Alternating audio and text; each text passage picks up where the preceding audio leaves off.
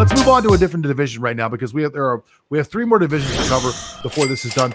I want to remind everybody out there, though, really quick, our show today is sponsored by the $2 Sports Club. If you don't know what the $2 Sports Club is, a lot of people are thinking, what the hell is the $2 Sports Club? The $2 Sports Club is one of the coolest things going on right now. You can go over to whatsonsports.com. It's a big, huge graphic that says, what the hell is the $2 Sports Club? And it'll explain it to you. I'll break it down really quick. For $2, you'll get some of the best content available on the web, in the entire interweb right now, sports related, obviously, but you're also going to get some other cool stuff. We'll keep you on our mailing list, which means we'll send you out some of the best deals that we find. Like we have some amazing watches and some really cool stuff at discounts you can't find anywhere else. That's really cool. We're also going to do special interviews with a guy by the name of Michael Fernandez. Is our very first interview this month for the inauguration of the $2 Sports Club. Michael Fernandez used to be a mafia boss.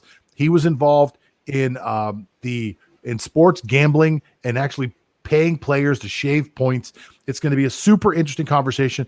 And the best part about the conversation is that the people in the $2 Sports Club will be able to ask Michael and any of our other guests questions. So it's a very interactive thing that we're trying to create there. And we'd like to invite all of you to be a part of the $2 Sports Club. Go over to whatsonsports.com today and sign up. Now we're talking about the NFC North. And that's a division that is either standing pat or in complete disarray with each team. Let's go over them one by one. NFC North, let's go. Okay, the easiest one of them all, the Green Bay Packers. Yeah, Aaron Rodgers goes nowhere.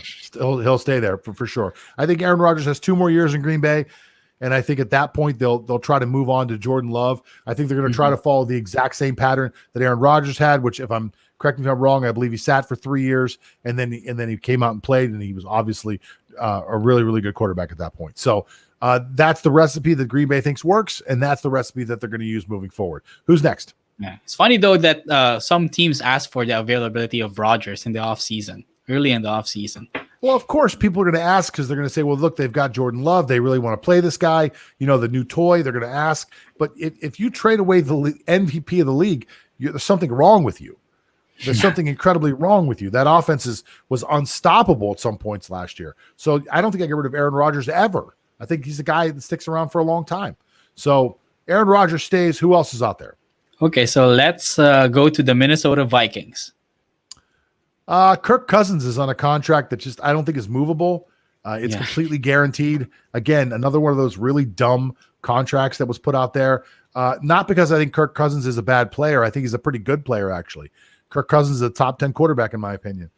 I have a problem with the fact that it's a completely guaranteed contract and you're married to the guy forever. So even if you see that there is an upgrade, or if you have an opportunity to make an upgrade, you just can't make one. It's not financially possible for you.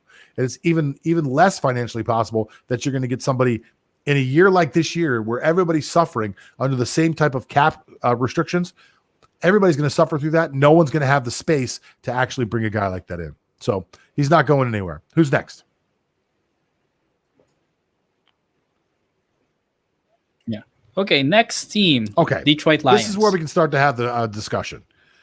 The Detroit Lions make a huge move. They trade away Matthew Stafford. They bring in Jared Goff, who they're saying is their guy. They believe he's their guy. And they've also got an extra first rounder next year and an extra first rounder the year after. So in the next 2 years coming up, not this year, the next 2 years coming up, they've got 2 first round draft choices in each league and in each draft year. I believe that Jared Goff is their guy. I believe that they're going to stay with Jared Goff, and they think that they made a lateral movement and picked up 2 first rounders. What do you think? Yeah, for all the discussion of them potentially getting a young quarterback, at least Jared Goff has proven something in the NFL. I mean, he's still a 2-time Pro Bowler, and he's not really one of the lesser quarterbacks. It just so happened that he has a preferred style of offense. He's better off throwing off play action as compared to a Matt Stafford who can just wing it after a 3 or 5 step drop. So if Detroit will be able to improve the pieces around him and cater the offense to Jared Goff's strengths, they can vastly improve in the coming seasons. Well, the Detroit's got a backfield that's actually pretty talented, and they've got a coach who's going to run the ball. Like, that's going to be a smash mouth team. That's going to be the attitude there. So if play action is what he likes, play action is what he's going to get. I think he goes nowhere. I think Detroit stands pat. Who else you got? Okay. Next team is Chicago Bears. Okay. Shit show. That how can such a storied franchise? I mean, it's a legendary franchise in a legendary city. It's one of the biggest cities in the world. Chicago is amazing. You can go there, have the best food, meet the best people. I mean, really just an awesome experience. If you ever get a chance to go to Chicago, you should go. It is everything that America is supposed to be, all jammed into one area. I mean, it's got white people, black people, Hispanic people. It's got the Irish. It's got the Italians. It's got Asian people. It's got everything inside this little area. Everybody pretty much gets along, and they've got great sports. Like I said, great food. They've got great bars. But for some reason, the Bears cannot get a franchise quarterback. How can one team go 30 years and never have a franchise quarterback? I mean, it's unbelievable. Jim McMahon was the closest thing they ever had to a franchise quarterback, and I believe he played in like 1986. So I don't get it. I don't understand what they're doing wrong there. It's not like the same people have been the general manager for the last 30 years and fucking it up, but somebody's doing it. And if I'm a Chicago Bear fan, I've had it. I'm pissed. So far in 30 years, you gave me Jim McMahon and Grossman, who used to be the quarterback for Florida. I mean, Grossman. There's just like where is the talent at?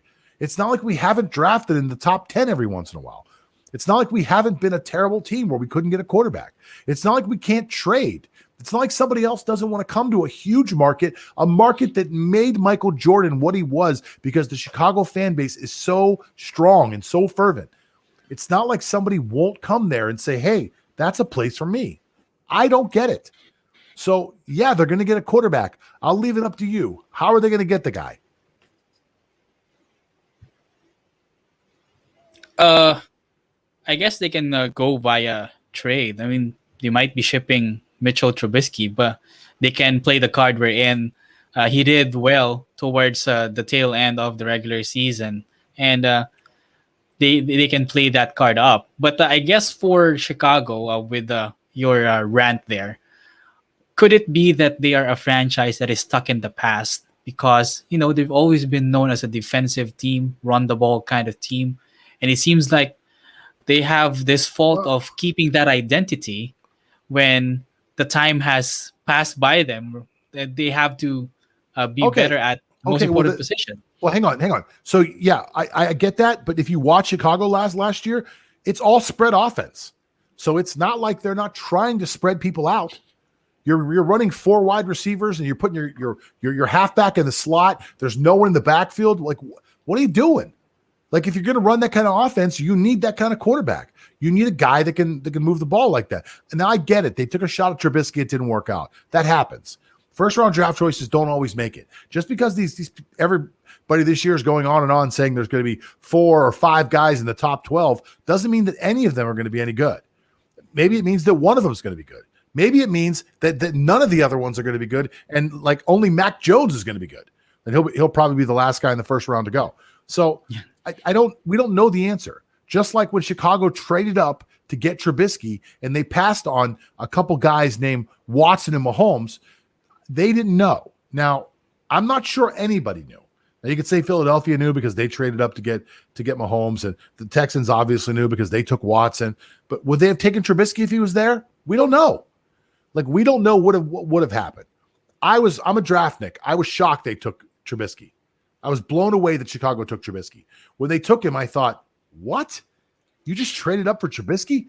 This guy was like the 25th or 26th person on like most draft boards. Yeah. Maybe he wasn't considered to be a first round guy by a lot of people. And you traded up, I think, at number 4 and paid a lot to get him. So I don't know, Lance. I'm lost by the whole thing. I mean, maybe you're right. Maybe you're right. And they should run the ball. Maybe they should be what you're saying. Maybe they should be the Ravens. Maybe they, but they're not. So I just disagree with you on the what I disagree with you on what the Bears think they are. I don't think the Bears know what the fuck they are, to be quite honest with you. Sorry. I have a lot of friends who are Chicago fans. I apologize. I just, you're just wondering what the hell's going on most of the time there. Hey, you know what? I think that just talking about them made me upset. Let's go to a different division.